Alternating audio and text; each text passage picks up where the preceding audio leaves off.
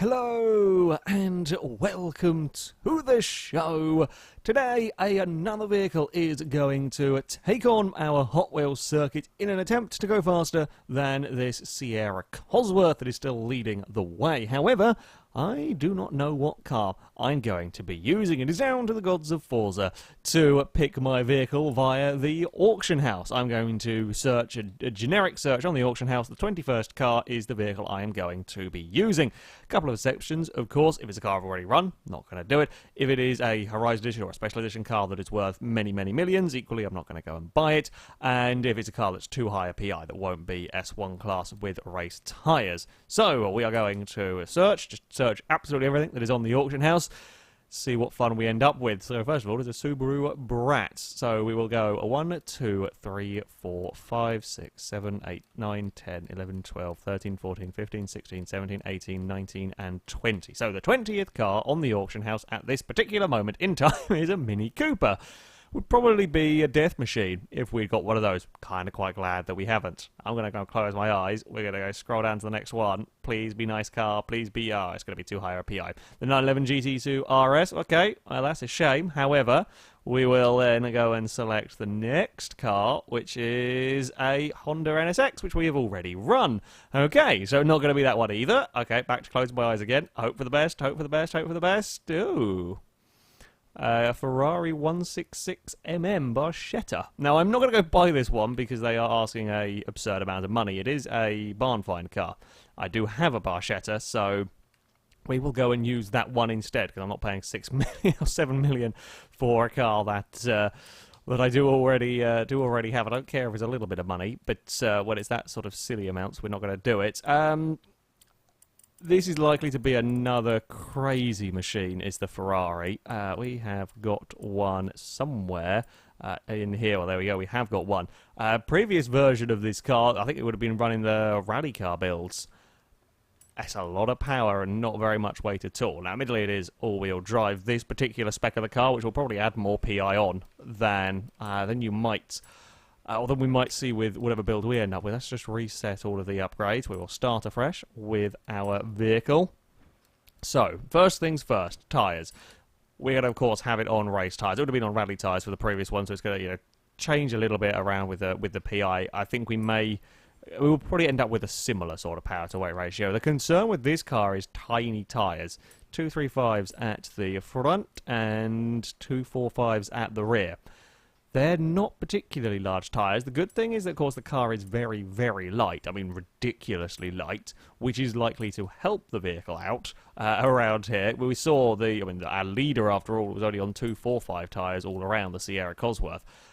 Admittedly, this is, while it is, a brilliant car, that's a very, very old chassis that's suddenly going to have to try and deal with a lot of speed. Oh, okay, there's different sort of... I didn't actually remember there being kind of slightly different sort of style back to the car. And a bonnet, have we got... we can have like race scoops and so on the front of it. Does it do actually anything? It apparently makes the weight distribution ever so slightly better despite not weighing any different to the main one. That makes perfect sense. I guess we'll go for it. Sure, we'll go for a racing Barchetta. Brakes, we are of course going to be wanting, likewise, we are going to be wanting some race suspension, we're going to be wanting all of these bits, we're definitely going to be wanting a roll cage, again on a chassis this old, we're going to be wanting anything that we can do to help stiffen everything up.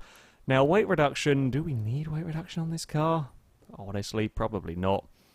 Probably not. It makes a huge difference in terms of PI.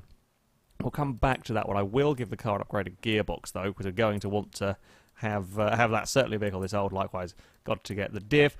Now, engine-wise, the standard engine is good and all for a 1948 car. Not going to be good enough for what we are doing with it. So our options are... Well, there are our options. A turbo rally engine, which I doubt is going to get the power required, or the 4.5-litre V8. Going to have to be the V8, really. As I said, the Turbo Rally just simply won't get to the top of S1 class, even in a vehicle like this. It won't get to the top of the class. So, it is the V8 time. This is going to have a tremendous level of power. And it's all... I mean, we can get twin-turbo V8 in this. We could go for a supercharger. Unlikely for me to be doing that one. Yeah, we'll go turbos. We'll go turbos on this car and pray that we don't get murdered. I don't actually think I want to go for weight reduction, whether it's a good idea within the PI or not. I think they're going to make the car too difficult to drive, quite frankly. The power to weight ratio is going to be monstrous here. In fact, I mean, we might not actually get to the top of the class because the handling might be so... This is not likely to be a car that's nice to drive. When that's only making 45 horsepower, is making 3 PI difference. Does this engine get 1,000 plus horsepower? I thought it did. I thought the this V8 would be getting 1,000 plus horsepower. Maybe I am wrong. Maybe I've done something wrong with the vehicle, perhaps? Either way, it is at 914 horsepower. Hold on a second. I swear that this 4.5... of course, it's not going to show me the stats. I thought that engine would be one that would clear 1,000. Maybe it doesn't. Maybe it doesn't because I'm trying to remember my V8s now because there's a whole bunch of them. Maybe it's the other two V8s that do it. The 4.5 doesn't, because that's the Ferrari, the 458 engine, funnily enough, and the other ones is a Chevrolet engine and the Mercedes V8, and those both do get over 1,000 horsepower. Apparently this Ferrari engine doesn't. It's not going to matter too much because it's a lunatic crazy car with that power to weight ratio. Yeah, I'm kind of nervous about sticking that stuff on. I'm not sure. What will the weight reduction do to the car? I'm not sure about it. I'm going to give it a go. I think £100, is it going to give it any sort of calmness? Not really. So I might as well go for just blinding acceleration and deal with it through the corners. I say blinding acceleration, more blinding acceleration than it already has. Slightly more anyway, if we can put any power down. It's going to be mental. It's going to be sideways. It's probably not going to go towards the top of the table, but it should be spectacular. So, our likely to be utterly insane Ferrari has been brought to the skyscraper takeoff circuit, where it is going to have 5 laps to try and go as fast as possible. As I said, the current leader is that Sierra Cosworth. 133.6 is the time to try and beat. The more important thing with the Ferrari, I doubt is going to be getting near that, is to try and keep the car under control. If I can keep it pointing even in vaguely the right direction, that would be a good start. I mean, expectation-wise, it's probably going to be the fastest car in a straight line. It's probably going to be the fastest accelerating car we have ever had. However, that's not necessarily helpful around this circuit. Handling is so critical. It's why cars like the Ferrari 512 Testarossa that was so very, very close to beating the Sierra didn't have the straight line speed of the Ford, but could carry a lot more quarter speed. And this car is going to carry no quarter speed and have all of the straight line speed. Now, you can make up time around a lap with that sort of a car. Fairlady Z, for example, was not too terribly far down the leaderboard, despite being a handful through the corners. The Ferrari, I mean, it could be worse in terms of oversteeriness. Dear God, that is quick. It's 181 miles. It's already become the fastest car accelerating towards the split section. I mean, that's on an opening lap when the tyres are still a bit cold. Admittedly, these rear tyres have already been spinning around a lot, so they're probably not as cold as some vehicles. That's crazy, crazy levels of acceleration in the Ferrari. You would expect, though, with 900 horsepower, a car that weighs just 1,400 pounds, there's probably going to be a fair bit of short shifting going on in this vehicle. It didn't really get settled very well for that. Look at the speed it takes around the loop.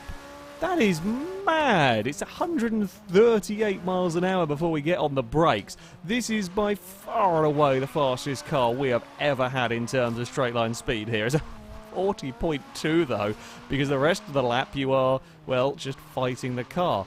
Honestly, we might be better off leaving it in third, fourth gear, even coming out of a lot of these tighter corners, just to try and quell some of the wheel spin. We know we've got the power, we know we've got the acceleration. The car's so light, it accelerates so rapidly up towards, in between these corners. Doesn't matter if you're ever so slightly out of the boost. In fact, you probably want to be, because there is so much power in a car like this. It's going to break all of the speed records, and to be honest, it's probably going to break all the speed records to a point where no one else is going to be able to do it. Or certainly, 900 horsepower in a car this light. Are there vehicles with better power to weight ratio? It's going to be tough to find many, because you've got to be able to get a very big engine. I mean, yeah, sure, cars like the Fiat, the 595, cars like the Etc. and so on will be lighter than this, but none of them get a big enough engine to get 900 or so odd horsepower. It's ludicrous. I was actually expecting worse in many ways in terms of the handling. It's manageable. I don't think it's going to go particularly fast in terms of lap time, but it is manageable in many ways. I'm constantly, I don't even know if I'm full throttle very often at all around here. I actually think this boost pad here is almost completely irrelevant because the car is so quick on its own. Is it going to hold 210, 211 miles an hour around there, but I lose the back end, we're going to have a big crash in a very, very expensive Ferrari. Bloody hell. That is a really, really difficult car to control around there when it's just carrying so much more speed than anything else ever has done. It's so quick there with so little in the way of grip. No, we don't put it in second. That's going to be wheel spin gear. Third's wheel spin gear if we go more than about 70% throttle. Fourth is still fairly big wheel spin gear. Wait for it. Turn in and wait and wait and wait and wait. And still can't get on the power. Still can't really get on the power. Then we can unleash the Ferrari down towards turn 4. The big moment on the brakes. Still got to be careful. Oh, there it goes. Ferocious power delivery in this. If this car had the same size tyres as the Gremlin, imagine the speed that you could get out of it. Imagine the speed that you could get out of it. If it's not as terrible as it could be with these size tyres, it's still, you've got to be very, very careful with that old power. 179 miles an hour as we jump on the brakes. Considering the lightness of the car, the brakes aren't great. That is probably to do with the tyres aren't helping. Also, the way that Forza upgrades work is only kind of a percentage increase for the brakes, and well, the Ferrari brakes were never going to be great to start with. Just the age of the car. I'm trying to be a little bit braver with that old throttle. It's so quick across the jumps there. It's going to get another huge boost. Now, we're 216 miles an hour on the way around. I'm not going to try and dive down to the inside. I want to do as little steering input as is possible to 41 miles an hour. My God, it's doing 241 miles an hour coming off of the loop. It's a 38.7 though. The problem is as quick as it is down that final section, it is so difficult to drive anywhere else. You've just got to wait. It is the constant waiting. We've got a couple of laps to try and go a little bit faster. There may be a bit more speed in the vehicle. I'm not sure quite how much though. I can probably be a little bit braver in terms of getting on the brakes. You see, we can. Oh God, even with me being careful with the throttle, not actually getting the car sideways, it's still struggling just with general grip. It's just not turning into the corners here. That's a bit better on the exit there. Oh, see, we're just going to run wide here. We will be able to accelerate away down towards the next corner. This is where we've really got to make the most of the vehicle's performance where we can. You've really got to make the most of that acceleration because everywhere else it is going to be on the relatively slow side. We're going to wiggle about a little bit. Yeah, we've just about got the car under control. It's going to run very, very deep into the next corner, get a little bit of oversteer, catch that one a little bit more, keep catching the oversteer at all times. Fifth gear is about the only gear where you could actually go to full throttle and have confidence the car's not going to wheel spin itself into oblivion. Up towards the loop we go at 209 miles an hour. It gets around the loop at 206 miles an hour, almost completely on its own steam. That's just how much speed there is available in the Ferrari. We've got to be so early on the brakes into the final corner. A little bit of a brush on the wall. It's going to be, I think, maybe the 10th or so quicker on that lap. It's not going to be very much, though. Again, we'll go back frame by frame, and I'll see if that has found any time. It's still looking like it is going to be, yeah, unfortunately, right down at the very bottom, unless we can find some miracle speed on this final lap.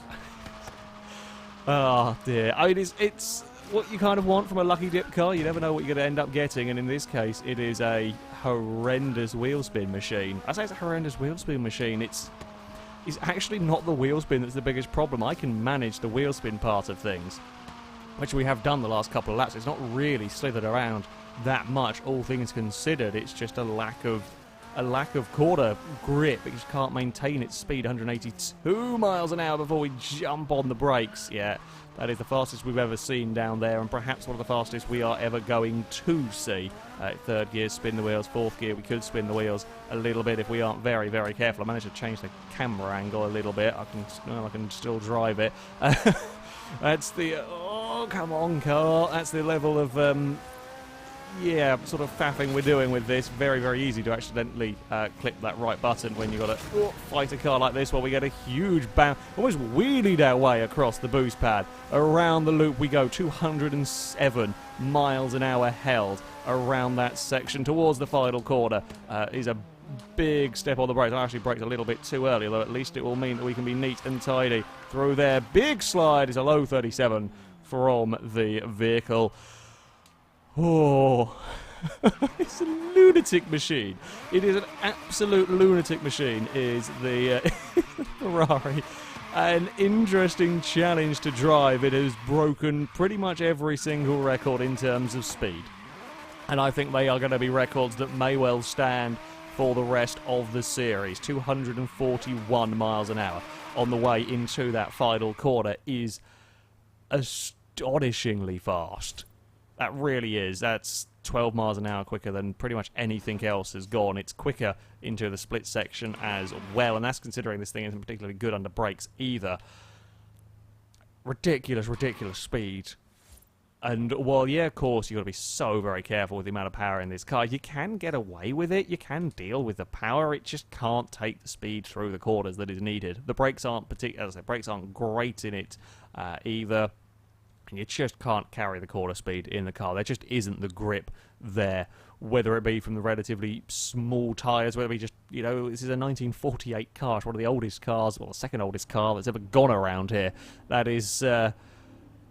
yes, chassis-wise, it's always going to struggle up against modern machinery. It is not going to go last, though. Interestingly, it does beat, well, the oldest car to have got around here, the Ford Deluxe. However, it loses out to, well, everything else, the Valiant Charger, the Wraith, the Hellcats, the Jaguar, the Twin Mill, and so on. It's, yeah, a lunatic car. However... that being said, I do enjoy the lucky dip. I do enjoy seeing what random vehicles we get, and this one has certainly proved excitement of its own. That, though, is going to be it for this video. Thank you very much for watching, and until next time, goodbye.